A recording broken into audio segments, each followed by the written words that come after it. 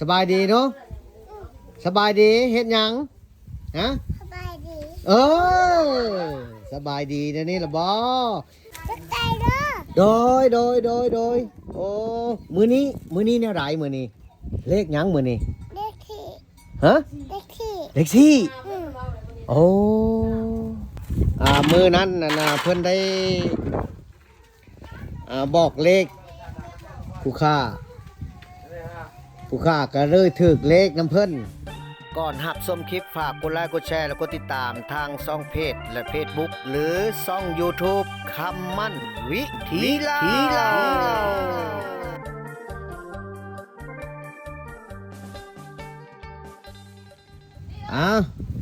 มื้อนี้เฮาก็มาหาน้องคนหนึงเนาะมื้อนั้นน่ะเพิ่นได้บอกเลขผู้ค่าก็เลยถึกเลขน้ำเพิ่นบ่ได้ถามได้แต่ว่าเพิ่นบอกฮัลโหลสบายดีเนาะสบายดีเฮ็ดหยังฮะสบายดีเออสบายดีนะนี่ละบ่อีล่าเฮ็ดหยังฮะลิ้นโทรศัพท์บ่ได้นอนรับบ่รับบ่บ่ได้นอนนอนลิ้นโทรศัพท์ซื่ออีล่าซื้อแนวใดซื้อฮอนดีปิ่นมาพี่จบเจือนี่แม่หยังอันนี้เป๊ปซี่อันนี้เด้ดำนี่เด้แม่หยังกาแฟขนมกาแฟดำขนมดำถูกต้องขนมดำตัวนี้ละน้ำหยังน้ำชีน้ำส้มอีล่าคือบ่ไปหาลุงมันแน่ซะฮะ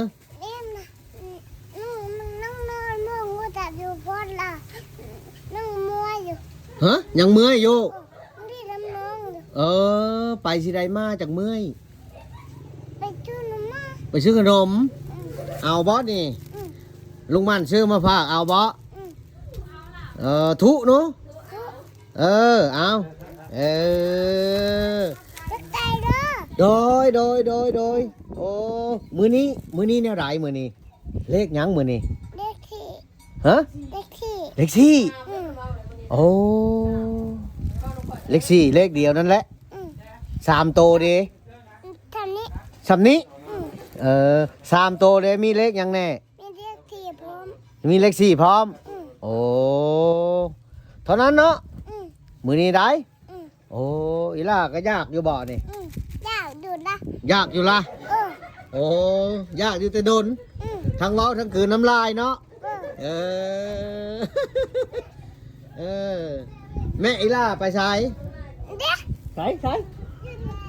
นั่นบ่ดิแม่เพิ่นนี่แม่เพิ่นนี่ฮะอีเบะเสื้อสีชมพูโอ้อันนั้นแหละอีเบะเนาะเสื้อสีชมพูละอีเบะอันนั้นพูดเสื้อดำนี่ละอีแม่มี2แม่2เบะดีล่ะดีใจเนาะดีใจแห้งเนาะได้กินน้ำเนาะน้ำส้มเนาะบอกเล็กปันเดียวพร้อมบ่ปันเดียวแหละคำมันถือกับปันเดียวปันอันนี้บ่ก็จากปันกับปันแหละนี่เนาะพี่ยังเต็มอยู่ท่ากินนี่สิปันบ่ล่ะปันเนาะไปเอาไปพุทธเอาไปเอาไปปันกันอยู่อันเตียงพุทธเนาะปอตัวก็ธรรมดาได้บุญนุ่งคนเว้าเป็นน้องวันนี้พี่น้องเอ้ยมือจนแดงเพิ่นว่าเฮ้ยไปล้างมือไปล้างอยู่ไสไปล้างลูกไฟ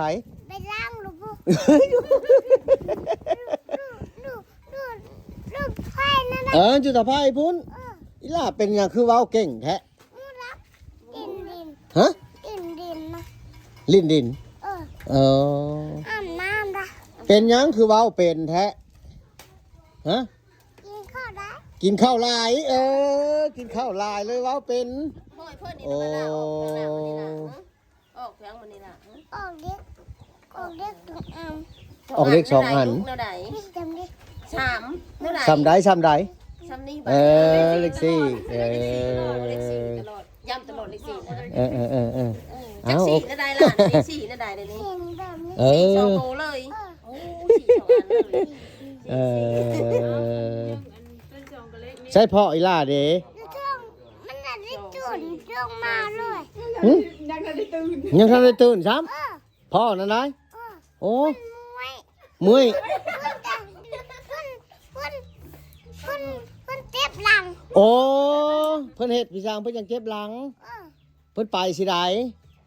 เพิ่นยังเจ็บหลังนะ เพิ่นขึ้นรถตักไปน่ะเด้ เออ เพิ่นทวง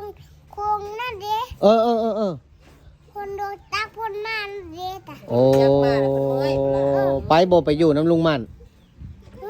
บ่ไป อืม โอ้เป็นหยังบ่ไปเฮือนลุงมันขนมลายได้ ไปบ่ ไป แรงบ่ล่ะ ตอนแรงคือ ไปอยู่เลยได้ ไปอยู่เลยไปบ่ จะอยู่ดอก ฮะ จะอยู่ อยู่ไปเป็นลูกลุงมันเลยเนาะบ่เป็นบ่ อืม คือบ่เป็นน้องเอ้ยเพนตาไปบ่อ่าบ่ไป อืม บ่คนเว้าเป็นนั่นนี่บ่ไปขายเครื่องน้ำลุงมันเลยไปไปเป็นแม่ค้าขายเครื่องไปบ่ไปเนาะ คนละแพ้ ฮะ คนละแพ้ คนเครื่องบ่แพ้ขายซื่อๆบ่ได้ให้คนขาย ขายแต่ละแพ้ ขายกับบ่แพ้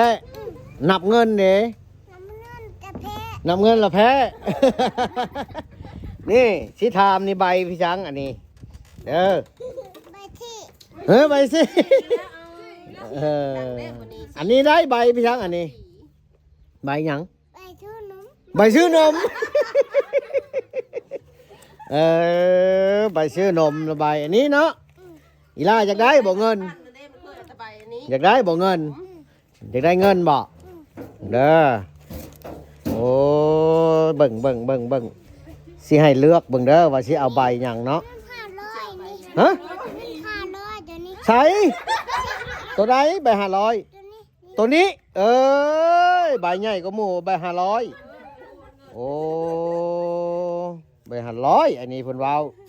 น้องเอ้ยอันนี้ใบ500ได้ใบซื้อขนมบ่ได้เนาะใบซื้อขนมบ่ได้ใบนี้เอาเลือกเอาใบเอาใบใด เดี๋ยวนี้ เอาดึงเอาเลยซะดึงเอาเลยคันสิได้เอาใบนี้ก็โอ้ ใจเด้อ พี่ชาพัดเอาใบเขียวแท้เอ้ยอยากได้ใบนี้แบงค์สิแถมให้เสียเขาว่าจะได้ใบนี้ก็ได้เนาะ มันเคยเอาไปนี่เป็นที่หนู เออ ใบอื่นเลยเนาะใบอื่นแล้วยังซื้อมาได้ ใบซื้อนมโอ้ยเอามันนี่ใบซื้อนมนี่ ทุกอันทุก เอาโอ้ตัวเอาเก็บซอยเดียวดูเก็บซอยเดียวโอเคใส่พื้นบ่เอาพ่อบัดนี้เนาะพอเนาะ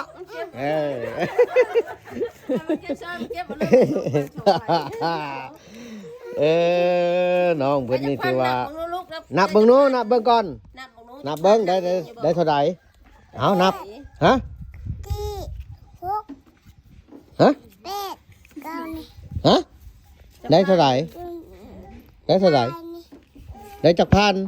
น่าจะบ้าน ได้3,000พี่ชอบได้หน่อยแท้เบิ่งลุงมันสินับให้เบิ่งนี่เด็กว่าสี่ เบิ่งเด้อ ย้ำตลอดเลยจังสี่เนี่ยสี่สองสี่สามเนาะ สอง สี่สองสี่สามนี่แหละอันมัน เบิ่งสินับให้เด้อ5 6 7 8 9 10 11 12เอาได้12,000เอาซ้ำสิซื้อขนมเด้อกินลายมือเติบซื้อมื้อละพันเด้อลุงมันถึกอีกมื้อแรงลุงมันสิเอามาให้อีกเด้อ โดย เออ โอ้จักปีแล้วก็ฮะ 4 ปี อายุ4 ปีเออ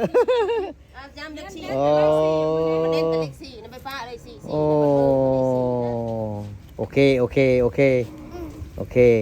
ออกลักสี่สินะมา ฮ่าฮ่า โอ้เดี๋ยวลุงมันเมื่อลุงมันจังจัดการดอก เราได้ มือแรงนะบ่ได้ 4 6 8 บ่ได้ไปหาลุงมันเนาะมือแรงเนาะกระเท่าลุงมันถึงเลขลุงมันจังมาหาเด้อ เขาว่านะ ลุงมันจังมาหาอยู่เฮือนเด้อ มัน โอ้ เห็นย่างหนังหมดเลย เอาบายบายกองเสียเอาบายบายจูบลาเห็นอะไรจูบลาเอาขอบใจ ใจเด้อ โดยโอ้ทุใช่สัตว์ทุฮะโอ้พี่น้องเอ้ยอันนี้แม่นเฮือนน้องหยังเกาะ เป็นดี น้องแผ่นดีบ่